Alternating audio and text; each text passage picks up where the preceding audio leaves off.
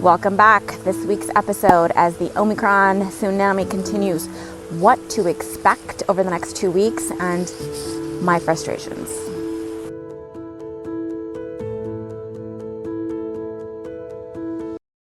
Hi everyone, I'm Dr. Salima, board certified allergist, immunologist, mommy to 4, here to just spend the next few minutes to talk to you about what is going to happen over the next 2 weeks. So all of the modelings predict that we are still not yet at the peak of this surge.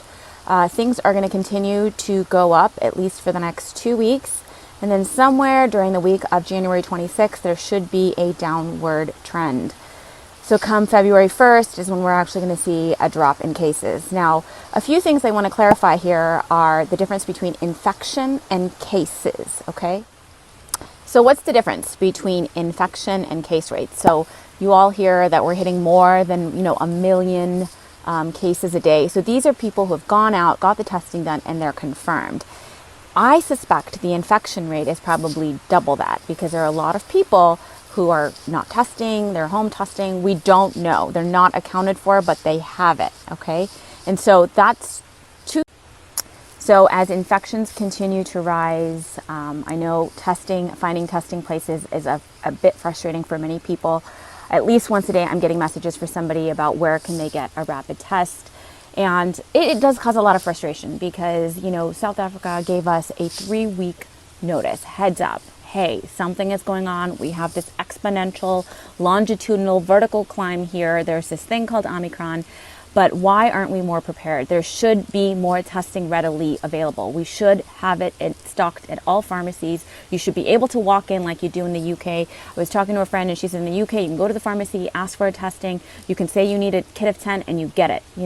It's a little bit ridiculous. And the frustration, I felt it, I feel it for talking to patients, family, friends. It's just not fair.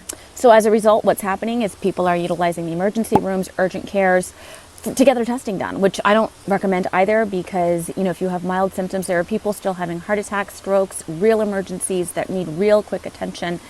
And, we need to figure something out. And so what I suggest at this time is if you don't or you haven't gotten Omicron yet, be prepared. So I do think there are a few things that you can do to prepare yourself because as infections continue, you are at risk if you haven't gotten Omicron yet. So what can you do? A few things. Know where your testing sites are, right? Know if there's a delay in appointments there. Try to get a home kit if you can, if there's one available. For me, I know right now my kids are back at school. School sites are offering testing every single day. So if there is a potential, exposure, I know where I'm going with my kids immediately, okay?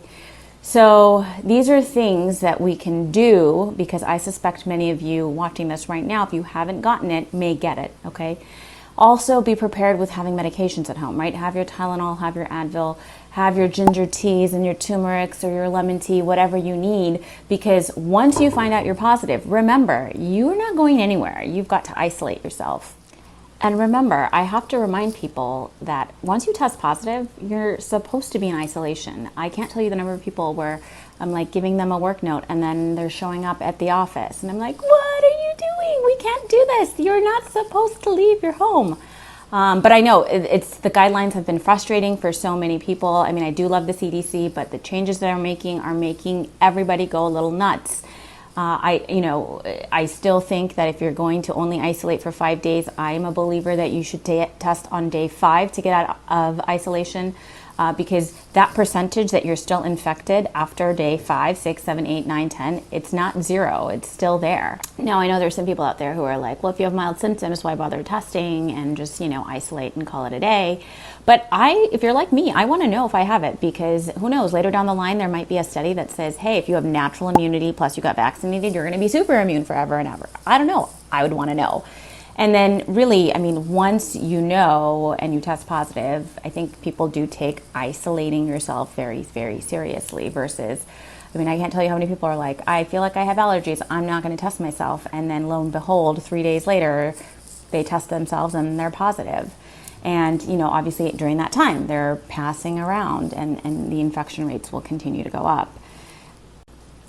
And on that note, a lot of folks have asked if my kids have gotten it. They never got it when we had it, and they still don't have it. They are back at school. Our school is testing, recommending testing, but not mandating it. So I am going to be testing them weekly. But I do think it's maybe a matter of time before they get it. And I guess the only difference is right now I'm like mentally prepared that they may get it, and I've talked to them, and they're also vaccinated. So I feel a little bit, calmer.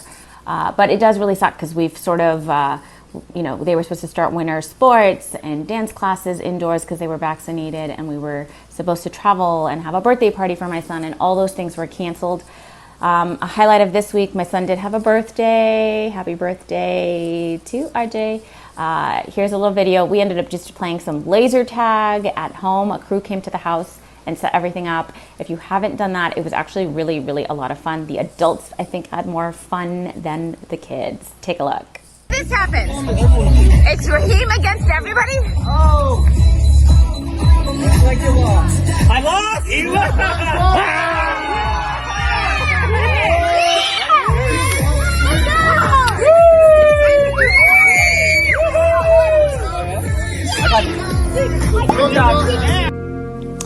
All right, friends, and that's it for this week's episode. Be safe, be well out there as this Omicron tsunami continues for the next couple weeks in the United States. Until next week.